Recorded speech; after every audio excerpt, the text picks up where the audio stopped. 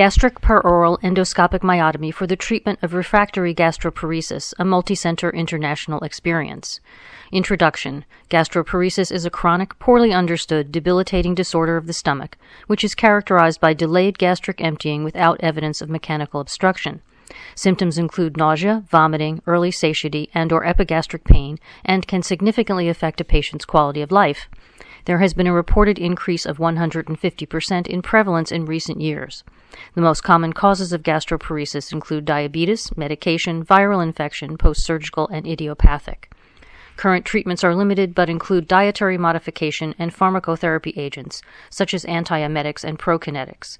At present, metoclopramide is the only U.S. Food and Drug Administration, FDA, approved medication for the management of gastroparesis, but it has a black box warning for tardive dyskinesia with long-term use. In addition to the above treatments, surgical interventions for the management of refractory gastroparesis have also been described. A gastric electrical stimulation device has been studied, but it is only FDA approved for humanitarian use, and most research studies testing this device have had a small sample size. Finally, laparoscopic pyloroplasty, as reported by Hibbert et al., showed an 83% improvement in symptoms 1 month following the procedure. Several endoscopic treatments for gastroparesis have been studied. Endoscopic injection of botulinum toxin is thought to decrease pyloric tone, thereby improving gastric emptying.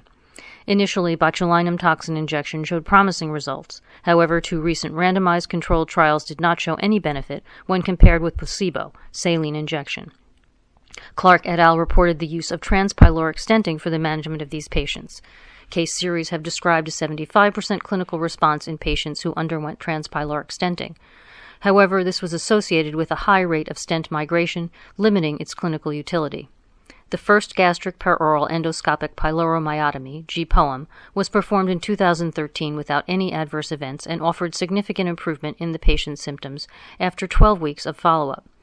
Recently, a multicenter study showed a clinical response in 26 of 30 patients, 86%, during a median follow-up of 5 months, with the occurrence of only 2 adverse events.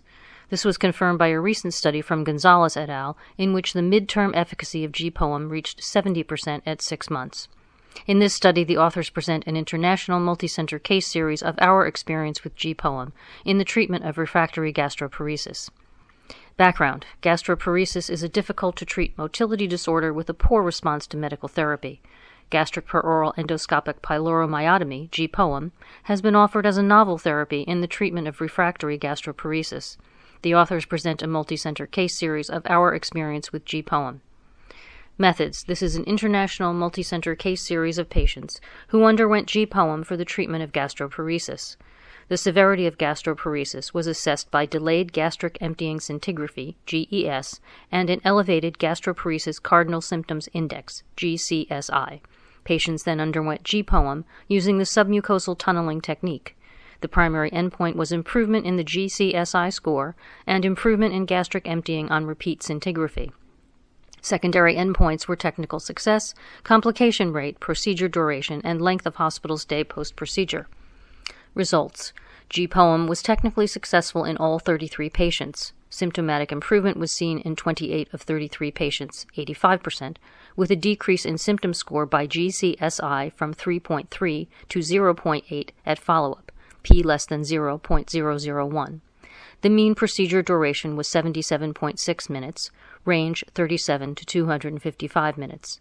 Mean GES improved significantly from 222.4 minutes to 143.16 minutes, p less than 0.001. Complications were minimal and included bleeding, n equal 1, and an ulcer, n equal 1, treated conservatively. The mean length of hospital stay post-procedure was 5.4 days, range 1 to 14 days. The mean follow-up duration was 11.5 months, range 2 to 31 months. Conclusions. GPOEM is a technically feasible, safe, and successful procedure for the treatment of refractory gastroparesis. A further multicenter comparative study should be performed to compare this technique to laparoscopic pyloromyotomy.